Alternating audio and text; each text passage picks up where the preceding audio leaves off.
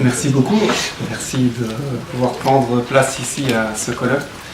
Donc, moi, je représente ENSI, qui est le réseau des fédérations d'entreprises d'insertion. Et donc, je souligne évidemment tout ce qui a déjà été dit ici en début de colloque et dans notre panel concernant la reconnaissance qui reste importante pour nous avec de multiples disparités par rapport aux différents pays européens, notamment en matière d'entreprises d'insertion. Souvent, au niveau européen, on a parfois tendance à renvoyer la balle dans les États membres, ce qui est la règle du jeu sur pas mal de matières, mais c'est sûr que l'Europe a quand même un rôle à jouer et peut notamment donner des impulsions concrètes pour pouvoir inciter d'autres États membres, peut-être un peu plus à la traîne, de s'aligner sur les États membres qui sont déjà en avance sur les questions de reconnaissance, notamment des entreprises d'insertion. On a beaucoup parlé du socle européen des droits sociaux. Il a été proclamé en 2017. C'est l'occasion maintenant de l'implémenter réellement, concrètement, pour qu'on ne se retrouve pas ici dans 5 ans à éventuellement renégocier un nouveau socle des droits sociaux basé sur la même chose, mais qu'on puisse plutôt voir et faire le bilan sur les actions concrètes que ça a amené et si ça a réellement amélioré le bien-être des citoyens européens et de tous les citoyens européens, ceux qui sont oubliés, ceux pour lesquels la crise économique n'a pas connu de fin dans le temps et qui existent encore aujourd'hui. J'aimerais aussi souligner, parce que les exemples existent et les processus existent, l'importance du semestre européen qu'on peut faire vivre et qu'on pourrait également animer d'une autre manière, en tout cas de manière participative, en essayant d'inviter les entreprises sociales d'intégration et la société civile aux tables de dialogue, aux tables de décision. Ça reste un outil important et donc, comme tous les outils, il faut pouvoir le faire vivre. On a beaucoup parlé de la digitalisation. J'ai entendu qu'il fallait qu'on fasse face aux logiques de marché et de la révolution technologique en marche. Et donc, c'est bien connu que l'innovation sociale fait partie intégrante de l'économie sociale, qui a d'ailleurs dans son ADN, forcé ou pas forcé, mais qui est toujours tenu de pouvoir faire face aux règles qu'on lui impose, ou en tout cas au laisser-faire, au laisser-aller.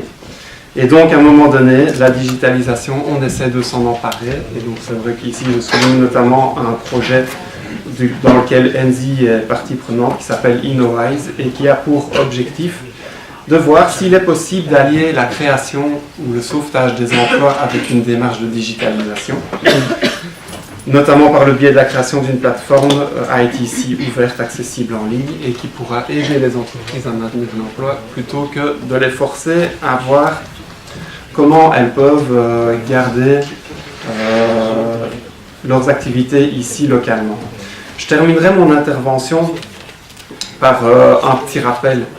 L'économie sociale, qu'on le veuille ou non, c'est aussi un projet politique, je pense qu'on est là pour ça. Et Social Economy Europe est en train de nous le rappeler avec son mémorandum, avec le plan d'action. Mais l'économie sociale, c'est aussi un projet qui dénonce. Et donc, bien sûr aujourd'hui, on ne peut pas remplacer l'économie classique. Mais il y a des choses dans l'économie classique qu'on dénonce et qu'on n'accepte pas. Et c'est aussi une solution complète et concrète. Et ça, j'aimerais aussi le rappeler. Complète, ça veut dire qu'on est réellement capable de pouvoir proposer dans tous les secteurs une alternative crédible. Et nous ne sommes pas uniquement ce qu'on voudrait parfois nous faire croire, donc l'ambulance d'un système dominant pour lequel on doit pouvoir, nous, chaque fois, trouver des solutions, faire de l'innovation sociale pour maintenir tout le monde dans le bateau. Alors, j'aimerais vous remercier pour ce travail-ci et j'aimerais aussi penser à tous ces décideurs auxquels on adresse aussi un appel aujourd'hui, tous ces décideurs politiques qui vont être renouvelés ici dans le cadre des élections européennes. Et je terminerai par une petite citation. J'ai eu la chance de travailler avec une personne qui vient d'Italie.